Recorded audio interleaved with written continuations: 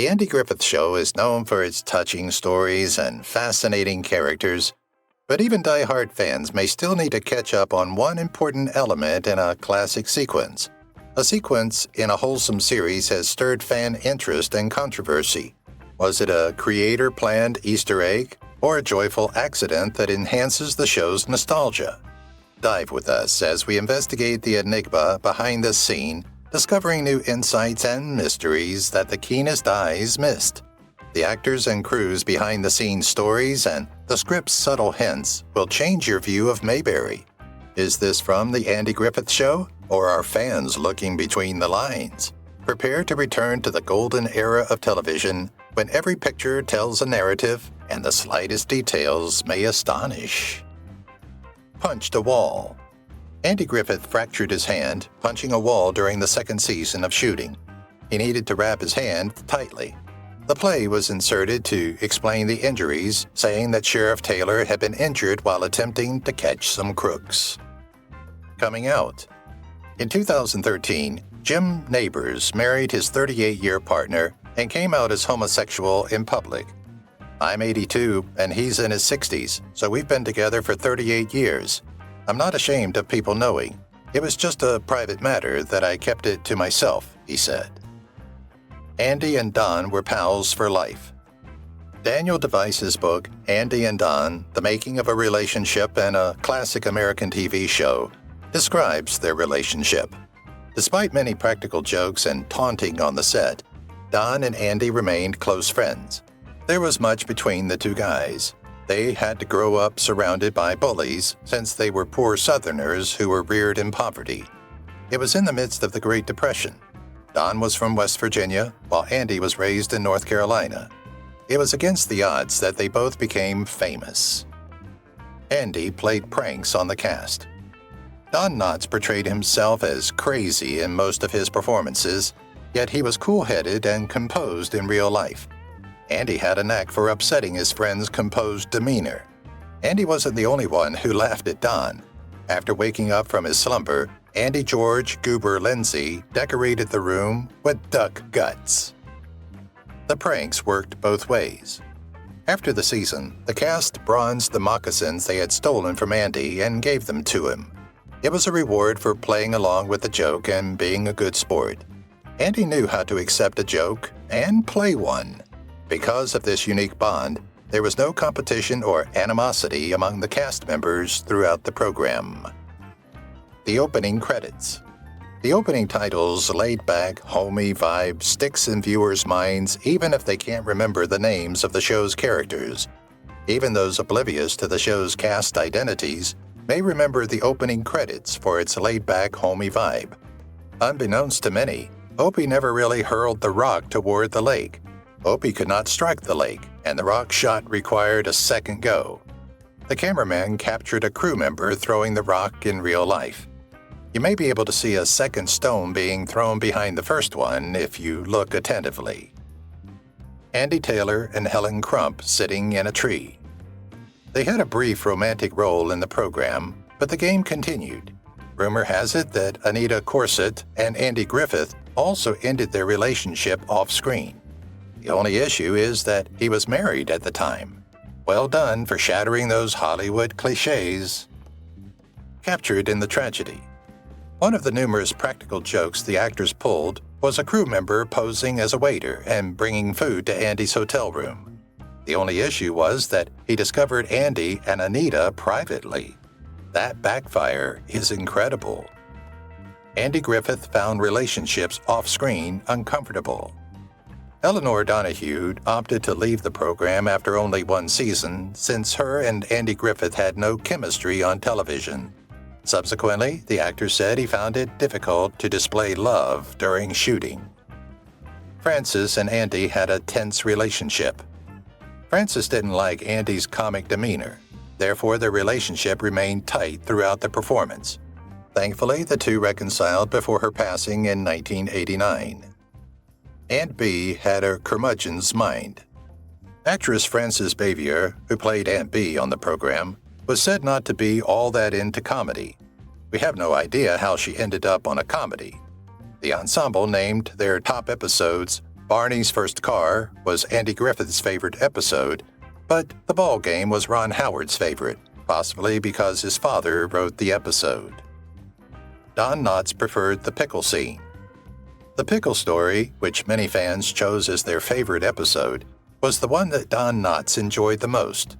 In it, Aunt Bee cooks up a big pot of something unpleasant that Andy and Barney have to eat at some point. This episode has several belly laugh-inducing scenes, and the performers obviously had a great time performing. Naturally, Aunt Bee is proud of her homemade pickles and is unaware that others find them disgusting.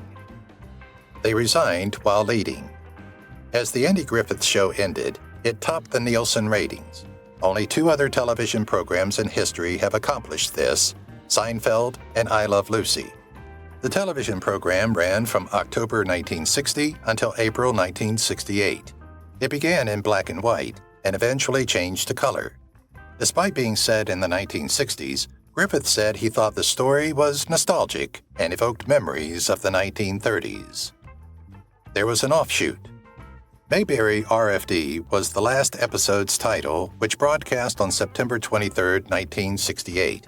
The episode introduced the same titled spin-off series from 1968 until 1971. Don Knotts performed unpaid labor. Given that Don Knotts was one of many performers who arrived on the first day of production without a signed contract, Barney Fife's role could have only lasted 1 episode. The chemistry sealed the agreement. The connection between Andy and Don delighted the producers, so they immediately gave Knotts a contract, first for 1 year and then an extra 5 years. It was a Ford police car. A Ford Galaxy served in the television series as Andy and Barney's famous squad car. Every time a new model was released, the local Ford dealership gave the show a complimentary replacement Galaxy. The old automobile was subsequently taken back by the dealer, who painted and sold it. A lot of cars, that is. 10 Fords were utilized before being auctioned off since a new vehicle was given out every season. Replicas continued to be widely available. Right now, where are they? Let's look at what the key factors accomplished after the Andy Griffith Show's illustrious run, even if many of the show's cast members are no longer with us. As a young adult, little Ronnie Howard starred in another popular series as Richie Cunningham in Happy Days. Opie's promising future. Ron Howard had a prosperous career, winning several honors for his acting and directing endeavors, including the National Medal of Arts. He has 2 stars on the Hollywood Walk of Fame and was elected into the Television Hall of Fame in 2013. Aunt Bee. Frances Bavier chose to remain in North Carolina after the Andy Griffith Show rather than return to her hometown of New York City. She just had a simple love affair with the state, which is her explanation. Resolving conflicts. Frances passed away in 1998, 8 days short of being 87. Andy Griffith said that just before her passing, Frances had contacted him and apologized for being difficult during the series' run. Gomer Pyle. Jim Nabors portrayed Gomer Pyle, the endearing fool of Mayberry. His persona gained popularity, and after the conclusion of the Andy Griffith Show, he was offered a lucrative spin-off. Helen Crump. Actress Anita Corset played Sheriff Andy Taylor's on-screen lover, Helen Crump, who was reportedly his real-life mistress. Later times. Anita returned in 1986's Return to Mayberry and 1993's The Andy Griffith Show reunion. She is buried in Hollywood and passed away from cancer in 1995. Otis Campbell. Hal Smith portrayed Otis, the local inebriated person in Mayberry. Otis used to wander into the prison and let himself into a cell whenever he got wasted. He would then take a nap on the comfortable bed of the jail to sober himself before being released in the morning. Voiceover projects. After leaving the Andy Griffith Show, Hal started doing voices in animated movies and TV series. In 1994, a heart attack claimed his life. The barber, Floyd. Andy's hairstylist, Floyd the barber, was slow-witted and careless. Howard McNear, an actor, portrayed him. Tragically, 2 years after departing the program, owing to health issues, Howard passed away from a stroke in 1969. The link between Nirvana and... Could you let me know if you were aware of this? For the band Nirvana's album Bleach, legendary grunge artist Kurt Cobain created a song titled Floyd the Barber. The song was much darker than the show. In it, Cobain is murdered by many Mayberry residents, including Floyd. Goober Pyle. Despite originally trying out for the role of Gomer Pyle, George Lindsay portrayed this awkward relative of the character. Later, he appeared in Hee Haw, The Twilight Zone, and Gunsmoke, among other series. A benevolent companion. George Lindsay was a highly giving businessman in his personal life. He donated over $1 million to the Alabama Special Olympics by hosting the George Lindsay Celebrity Weekend and Golf Tournament. Sadly, he died in 2012 at the age of 83. Barney Fife. Don Knotts, who gained popularity for his portrayal of Barney Fife on The Andy Griffith Show, went on to co-star with John Ritter in the immensely successful television series Three's Company as the unfortunate but endearing landlord Ralph Furley. In addition, Don made several appearances in movies and television shows and was well known for his distinctive voice and demeanor. Until the end, Friends. Don was visited by Andy Griffith in the hospital just before his death. Afterward, Andy remembered his last words to his close friend. "We all think that he heard my voice, and I know that he could hear me. I told him to breathe, Jess," Don's real first name, "and I told him I loved him. You will need to succeed at this and persevere. Inhale." I saw his chest heaving and said, "That's a boy. Continue breathing. Just keep breathing." He seemed to hear me because his shoulders shifted. Andy Taylor, the Sheriff. After the Andy Griffith Show, Andy appeared in several TV series, but none of them became popular.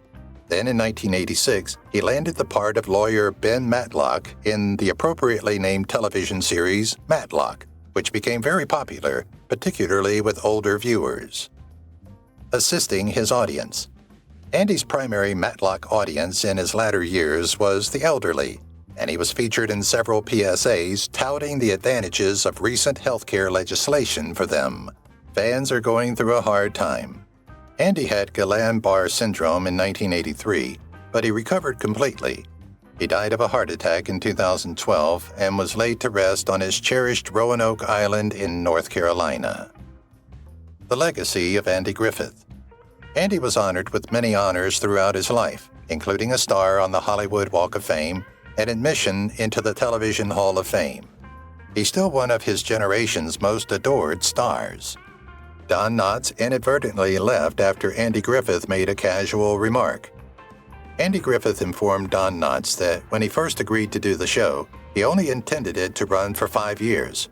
After the two guys signed 5-year contracts, the show started. After 5 years, Knotts secured a 3-year contract with Universal Pictures. Nevertheless, Knotts was unable to proceed when Griffith chose to continue with the program. The show affected the relationship between Andy and Barney. As a parody of the common Southern ties that helped individuals gain small-town employment in local government, the show's first few episodes established that Andy and Barney are cousins.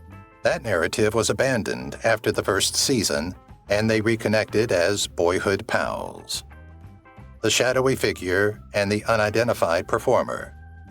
You may have observed that Mr. Schwamp was a guy who would sporadically show up in unrelated episodes. He was a middle-aged guy with black hair that gave the impression of being a toupee. He was often seen in crowd situations or relaxing on park benches. Upon receiving a "Hello, Mr. Schwamp" greeting from Andy or Barney, he would grin and nod. Who portrayed Mr. Schwamp? It wasn't supposed to be a show regular for Helen Crump. Since Helen Crump's presence on the program was meant to be a one-time event, she was given an unusual name. After giving a fantastic performance and building a relationship with Andy Griffith, actress Anita Corset became a regular character.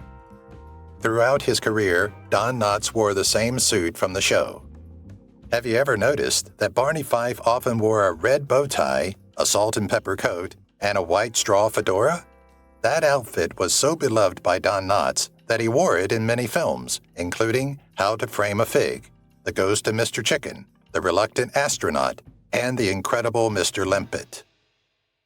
Ron Howard's father-son relationship in real life. Ron Howard pursued a career in acting, continuing his father's legacy, and the two seemed to get along well. His father wrote for the program. According to Howard, the foundation of Andy and Opie's friendship was his father's real-life impact on him. The only position to speak.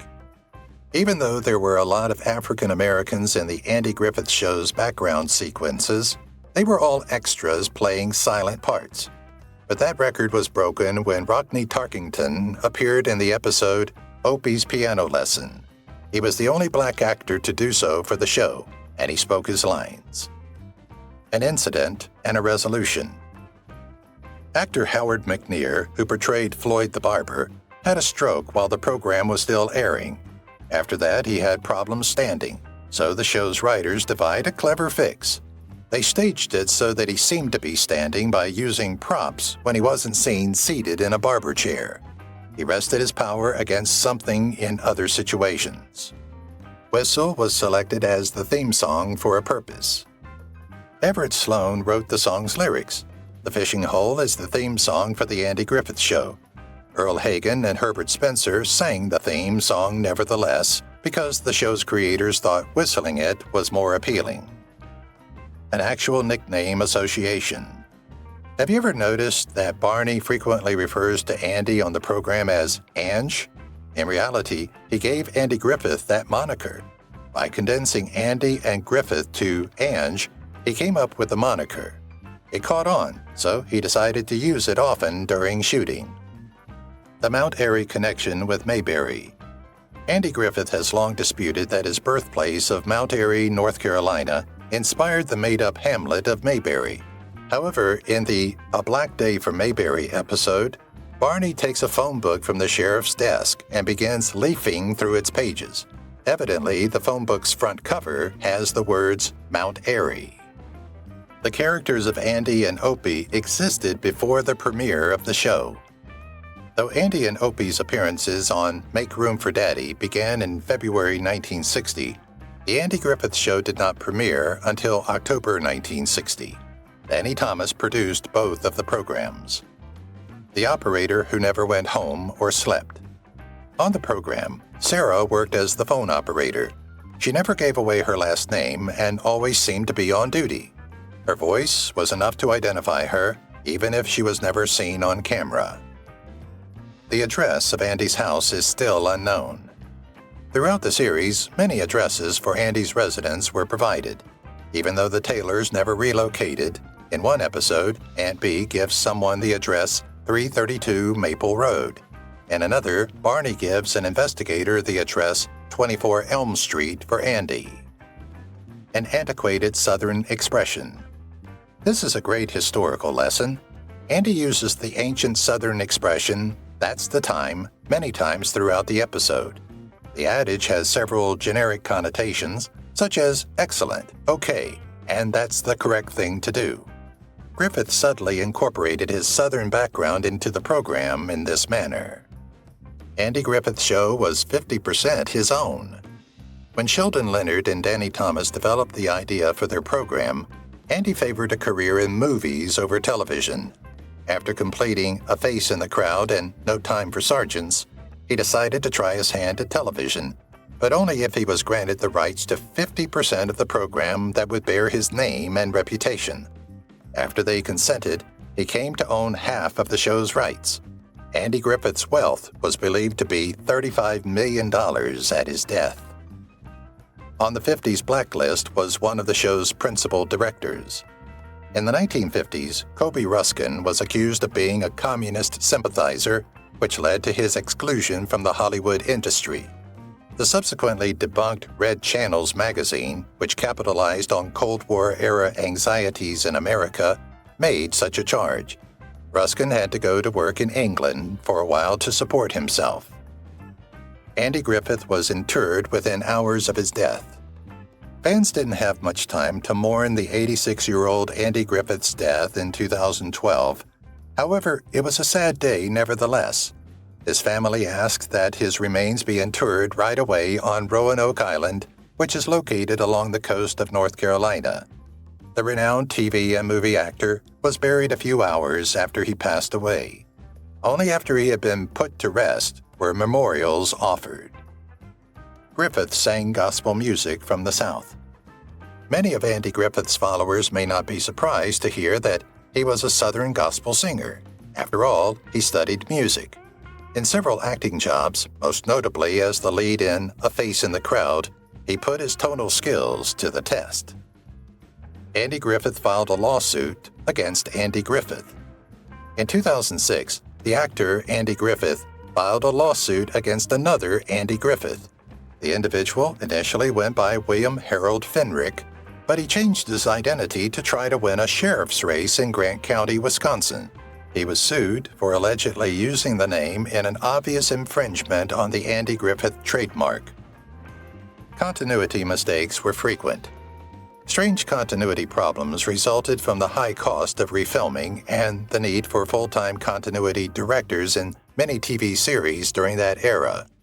This is a fantastic illustration from Season 3, Episode 3. The new mayor begins climbing a tree after coming dangerously close to being mauled by a bear. The bear's animal trainer is unleashing the animal in the footage of it charging at the camera. Andy paid tribute to his real-life father during the opening credits of the show. When Andy and Opie hurl a rock at each other as they stroll down the road at the program's start, Andy responds by shaking his head or nodding. It was common for Andy's father to shake his head in the same way. He felt it was a heartfelt moment with his imaginary kid and the ideal subdued remembrance of his father. It was thought that Andy was the humorous one. Originally, Andy was supposed to be the show's resident comedian. He intended to behave like Will Rogers, making jokes and remarks about the other characters on the program. After seeing Don Knotts perform in an episode during production, Andy decided that Barney would play the show's resident funny man to his straight man. Everything went well. Floyd's schedule was stuck in time. Looking closely, you may see that the scenario in Floyd's barbershop is frozen in time. Floyd's wall calendar is perpetually set to February throughout the performance. We're curious to know whether the program's producers and directors made a mistake or selected that particular little element for a specific purpose. Floyd's barbershop is always open in February. They seem to have known the program would go on to become a timeless masterpiece. Don Knotts received several single bullets. Because Andy didn't think Barney would handle a loaded pistol, he was only permitted to carry a single bullet in it. Fans of the program mailed Don Knotts bullets from nationwide, presumably out of sympathy for his character. Why did Opie become the name? There is a musical historical allusion to the name Opie. In the 1930s and 1940s, Opie Cates led several bands. Because they loved Cates' music so much, producers Sheldon Leonard and Andy Griffith wanted to pay tribute to him. Due to the actor's declining health, Floyd the Barber retired. Actor Howard McNeil had to be written out of the program when his health deteriorated. Floyd retired in the 7th season's last episode after making a sufficient living from his barbershop. Actor Paul Hartman's character, Emmett Clark, a fix-it guy, took over and transformed the barbershop into his fix-it business. Howard McNeil died suddenly soon after leaving the program. Star Trek made 2 trips to Mayberry. Star Trek was so poorly budgeted when it first aired that some sequences were filmed on the Mayberry set. In the moments when Captain Kirk and Edith Keeler are strolling, Floyd's barbershop may be seen in the background. You can also see Mayberry in the episodes Miri and City on the Edge of Forever. The Walker's Drugstore, the Mayberry Courthouse, and several other significant sites are also visible. If you've watched the video till here, that means you've enjoyed the video. Subscribe. Don't forget to turn on the notifications bell icon